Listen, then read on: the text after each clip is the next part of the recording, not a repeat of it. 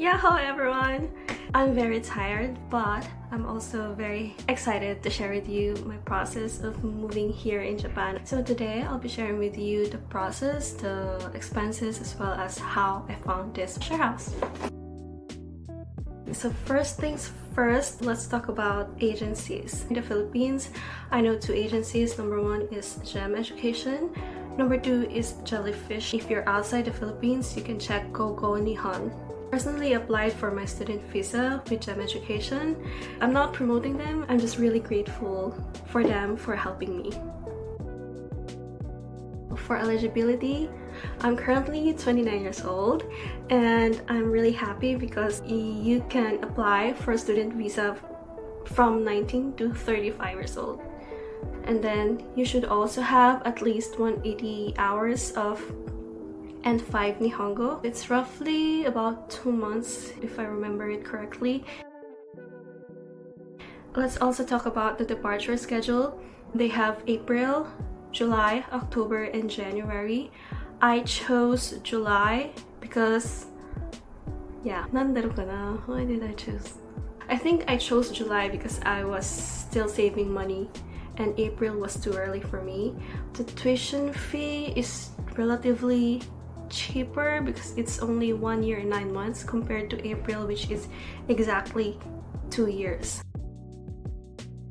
There are a lot of requirements and it might look so scary, but don't worry because if you're working with an agency, they will guide you. Okay, so here's the list of requirements for the applicant. They have application form, which is provided by the agency. Purpose of study. For the purpose of study, I already went to Japan thrice, once in Tokyo and twice in the Kansai area. So I told them why I fell in love with Japan. So basically you can explain whatever you like about Japan. And then explanation of future path. I really want to study marketing here in Japan after graduating from the language school. You can definitely say that in your application form, but I'm not really sure if I can afford that after the language school. I might have to go back to the Philippines. I'm not really sure yet, to be honest. Passport photos, transcript of records, original, diploma, which is also original, PSA birth certificate, also original, marriage certificate if you're married, certificate of employment, and passport copy, visa copy. I had tourist visa, so I also presented that. Japanese language certificate of completion, which is the 180 hour and 5, and then JLPT certificate if you already have a JLPT. In my case, I didn't have any. I'm planning to take the JLPT here in Japan. And then NBI clearance. For sponsor, a family member. My lovely sister is my sponsor. Here's the list of requirements. Number 1, COE. COE and annual income tax return for the past 3 years. Bank balance certificate. So you have to have proof that your sponsor can send you to school here in Japan. Marriage certificate, if married. Valid ID, and then teen ID, and then explanation of funds. My sister is a company employee, so she just stated that she's a company employee. This is how much she's earning. This is how much she's spending per month. This is how much she's saving per month. Yeah, so you have to explain all of those things. I really saved money for myself. The immigration needs, the sponsor, so they can be sure that you can survive here in Japan as a student. Let's talk about the process. So the process took around 4 to 6 months. I applied around August, but the usual application period is November to January. I think it's best if you apply earlier than the application period. And then submission of papers around November to December. I really had enough time to prepare my documents. I'm really happy that I chose to apply earlier. And then the submission of documents to the Japan immigration is mid-March. And then my first interview with the school was around December. And then January to April, it's like the waiting period. I used that months to review N5 and studied a little bit of N4. By the way, agency also offers N5. It's already included in their package. But if you want to get your N5 somewhere else, you can also do that. I took N5 before I applied to GEM Education, and then during the process of my papers, I attended N4 classes. So I really recommend Job Zone. I'm not promoting, but I'm really grateful for them as well.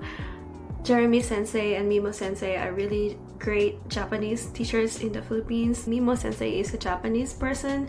She can really help with the pronunciation, common words being used here in Japan. The classes were fun. They are very patient. They are very kind. So there are times that we discuss One Piece, Haikyuu, and other, fun anime related things that students are interested in. Alright, next. So it's around May when I received my certificate of eligibility from the immigration, and then I paid my tuition fee around May after getting my COE. And then sharehouse reservation booking was around June, and then I booked my flight in June as well.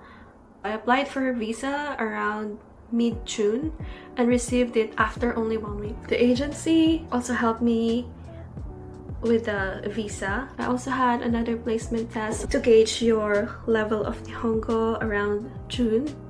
I had a speaking test, so they will interview you. I also had written test. So the written test is really difficult. I only know N5 and a little bit of N4. Departure is before the orientation starts. I wanted to come here earlier because I still have to process some papers, and I want to see the neighborhood, and I want to have enough time to settle in, I'm glad I did. Let's talk about expenses. My agency fee is around 60,000 pesos. It's really worth it, I promise. They will really help you. You guys, it's difficult to apply on your own, and they are very detail oriented. They check spellings and everything. The agency fee includes, I forgot the inclusion, but they will also translate it from English to Japanese, all of your papers. N5 is also included in the agency fee. Before arriving here in Japan, you should pay the school tuition fee, which is 300,000 pesos for 1 year. And then the second year, it will be relatively less expensive, around 200,000 pesos. Some schools allow you to pay for only 6 months, but some schools require that you pay for 1 year. Prepare 300,000. And then departure cost, plane ticket, I spent around 10,000 pesos. Then allowance for the food, transportation, bank account, SIM card. Agency advises around 100,000 yen. Visa is 5,000 pesos. Medical is 2,500. The school is affiliated with some apartments. They can help you find a place to stay. Finding accommodation in Osaka might be a little bit difficult on your own, but my tip is find a share house because they are more spacious, offer a great way to meet new people. Like earlier, I just met one of my share housemates. She's from China and she's really nice. She helped me with the Wi-Fi. You can use websites like Sakura House, Gaijin Pot Housing, Facebook groups. There are a lot of Facebook groups where you can find agent that will help you find an apartment that's suitable for your budget. So I'm very lucky that I was able to secure this room. Earlier, what I did is I contacted the share house. I also had a Zoom meeting with the agent. She's really nice, by the way. So we just met this morning. She explained everything about the share house. So I have a lot of rules to follow. I don't want to get in trouble, so I have to follow everything. When you landed on the airport, don't forget to line up in the residence/visitor area. You have to give your permit to work document and the COE. Don't forget those two. Work permit and residence card. Don't forget, please. They will print your residence card. It looks like this. Ta-da! And the immigration officer was, "Nihongo wakarimasu ka?" And I said, "Ima benkyou shiteimasu." I'm really glad that people here are friendly. When you try to speak in Japanese, they're really like giddy about it. Hopefully, I can pass N5 and 4 this year, and then next year N3 and N2 before I graduate March 2026. I hope this video is helpful to you, and if you have questions about the process, expenses, finding a share house, please comment down below and I'll try my best to answer all of them. 見てくれてありがとう。バイバイ。